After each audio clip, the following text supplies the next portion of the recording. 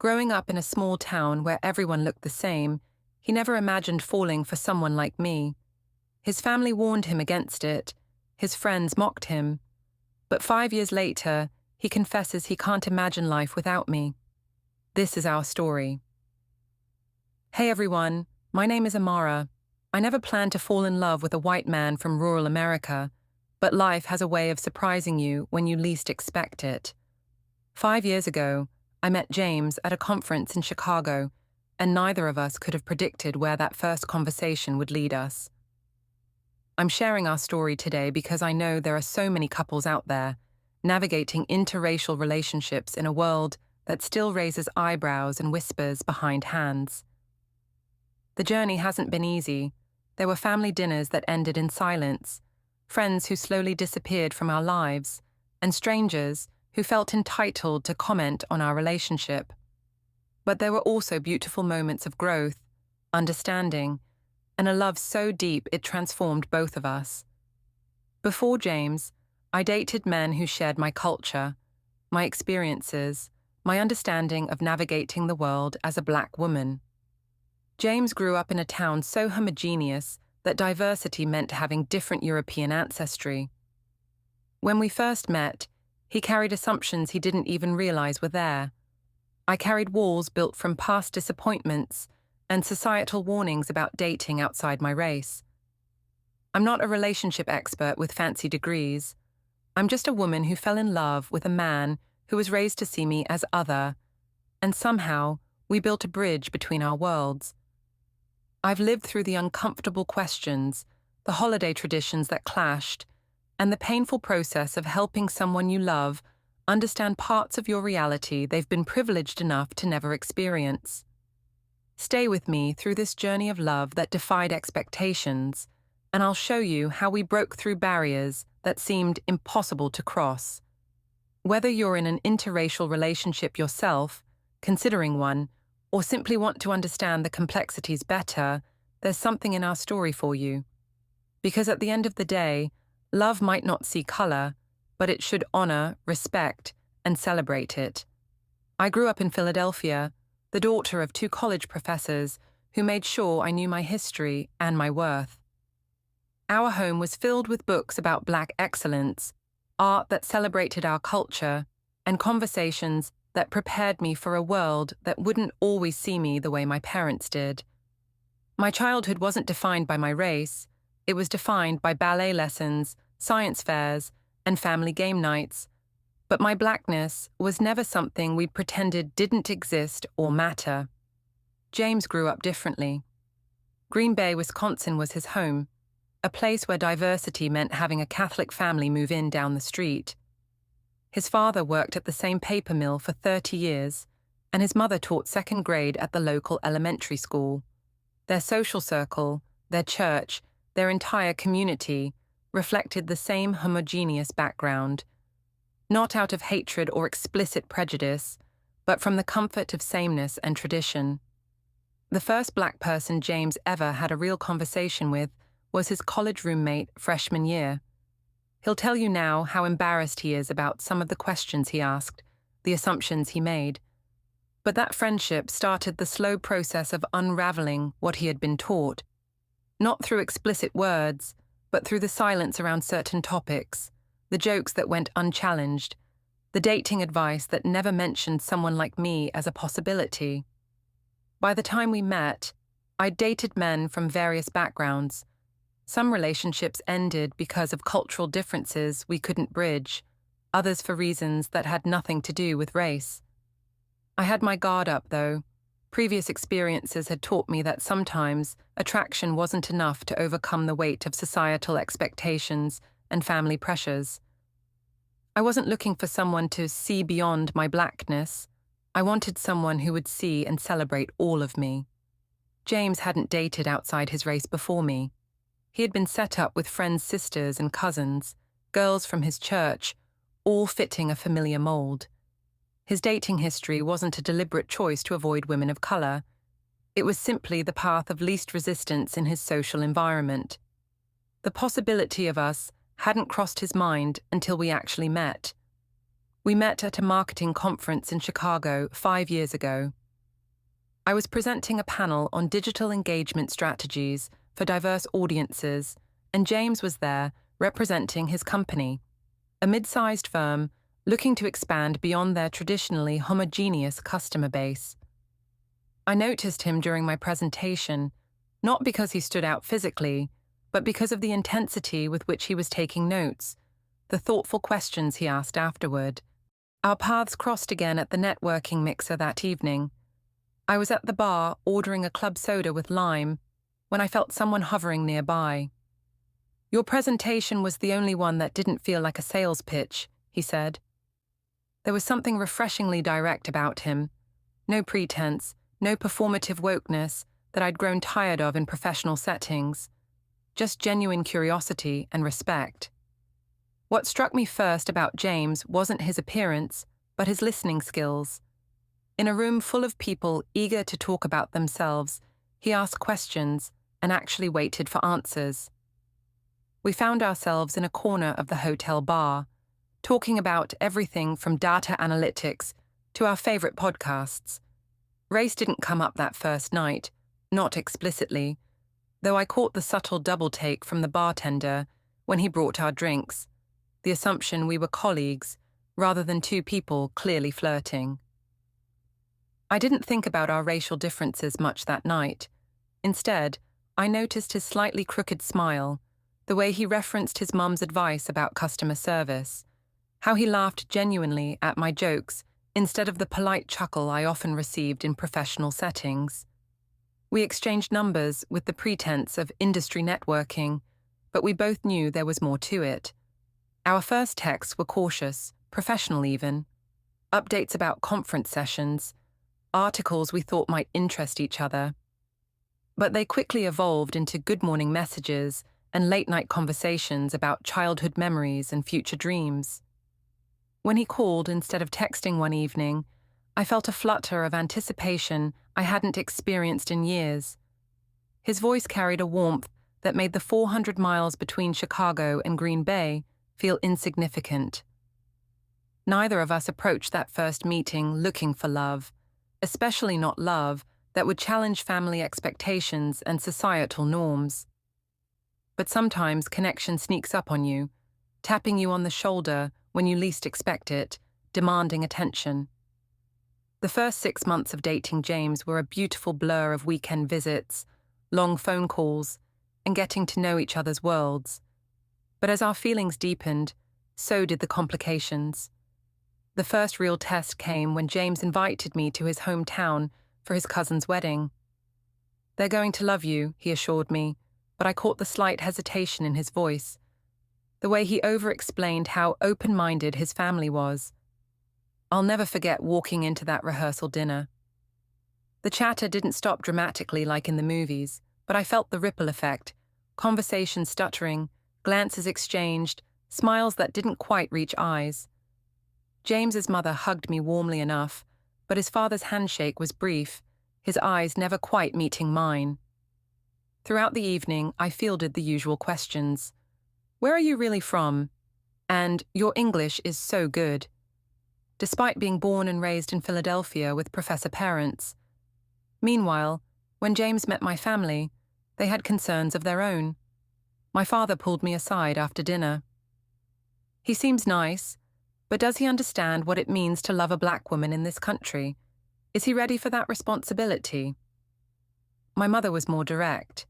"Are you prepared for the looks, the assumptions, the battles you'll have to fight together and sometimes alone?" They weren't rejecting him outright.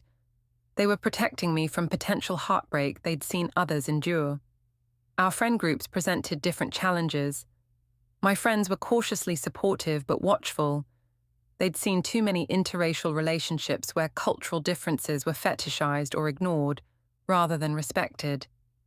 His friends were visibly uncomfortable at first, making jokes about my hair, asking if I could teach them to dance, treating me more like an exotic experience than a person.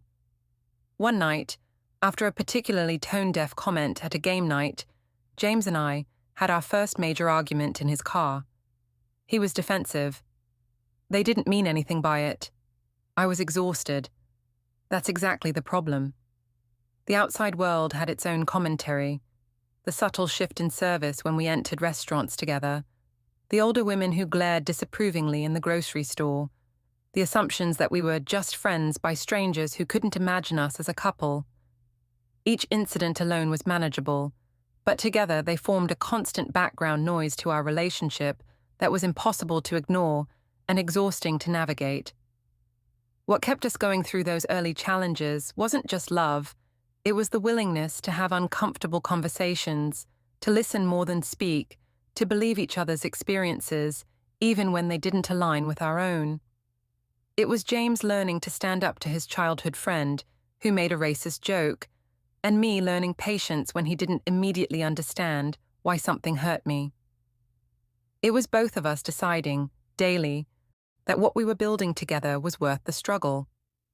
Once we moved past those early hurdles, James and I entered a phase of genuine learning and growth together.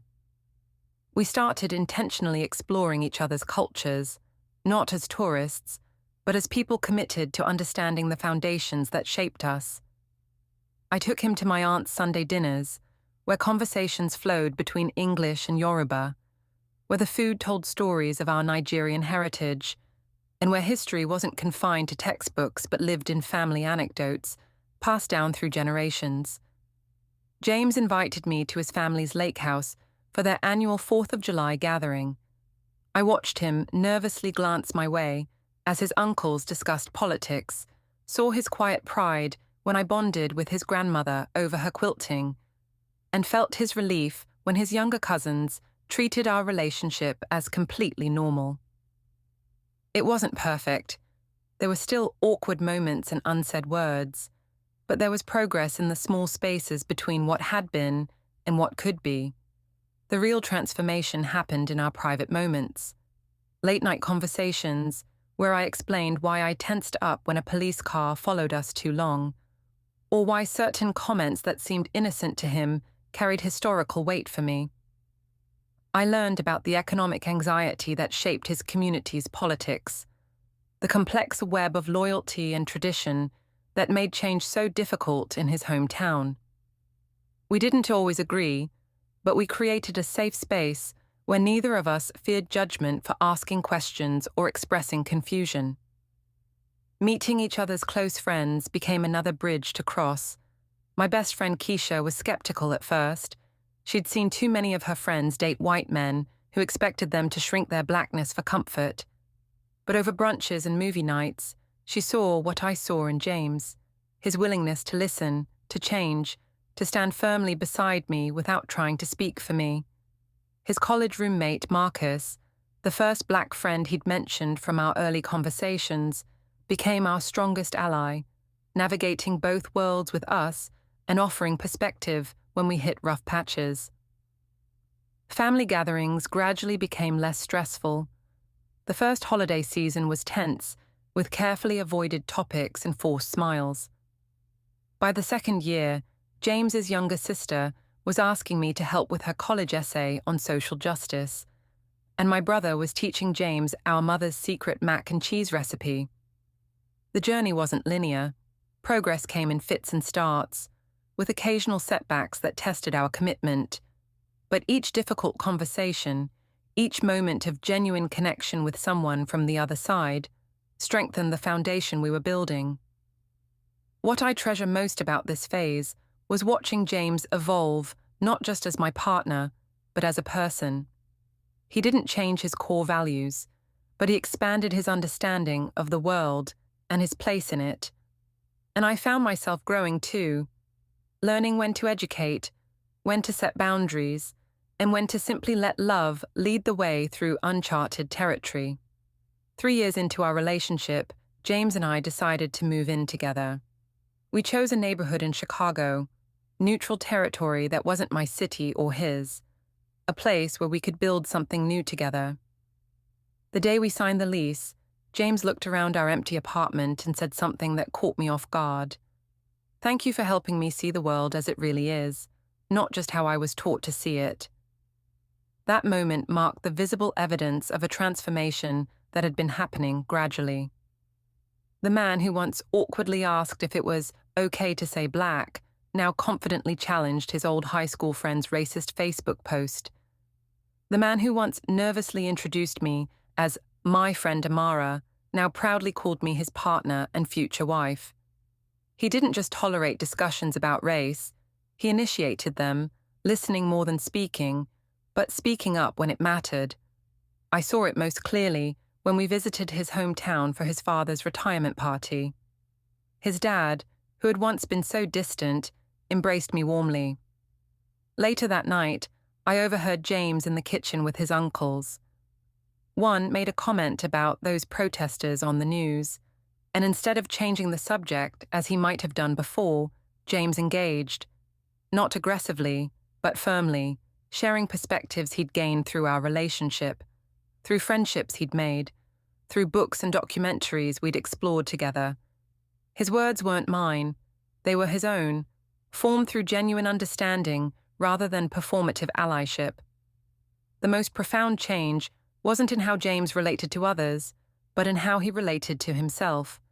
He shed the defensive guilt that initially surfaced when discussing privilege and embraced his ability to be both proud of his family's hard-working history and critical of the systems that had made their path easier than mine. He found a way to honor where he came from while creating something new with me. One night, after a particularly challenging day when I faced microaggressions at work and came home exhausted, James held me close and whispered, "I never thought I'd love a black woman, not because I didn't think I could, but because no one around me ever suggested it was a possibility. Now I can't imagine my life, my future, my breath without you. You're not just the woman I love, you're the person who helped me find a better version of myself." What started as an unexpected connection at a conference had become a partnership that transformed us both, not by erasing our differences or pretending they didn't exist, but by embracing them, learning from them, and growing beyond the limitations of our separate upbringings to create something beautiful together. Our journey hasn't been perfect. We still have moments of misunderstanding, days when the weight of navigating a world that doesn't always celebrate our love feels heavy. But those moments are now outnumbered by the joy we found in building a life together that honors both our backgrounds while creating something entirely new. Last month, James proposed on the anniversary of that conference where we first met. As he slipped the ring on my finger, a beautiful blend of his grandmother's diamonds and sapphires in the pattern of my mother's traditional Nigerian jewelry, I saw in his eyes not just love, but understanding, not color blindness, but color appreciation, not despite our differences, but because of how those differences have made us both more complete. For anyone listening who's in an interracial relationship or considering one, know that it's not always easy. You'll face external judgments and internal doubts. You'll sometimes feel like cultural translators in your own relationship. But you'll also experience a unique kind of growth that comes from loving across differences, from seeing the world through someone else's eyes while helping them see through yours. Love doesn't see color, but it should acknowledge it. It should celebrate it. It should understand that color is part of identity, part of history, part of the beautiful complexity that makes each of us who we are. If you take anything from our story, let it be this: real love doesn't require sameness. It thrives in the spaces between your differences, in the bridges you build together, in the new world you create that's big enough for both of your truths. Thank you for joining me on this journey. If our story resonated with you, please subscribe to hear more conversations about love that crosses boundaries and defies expectations.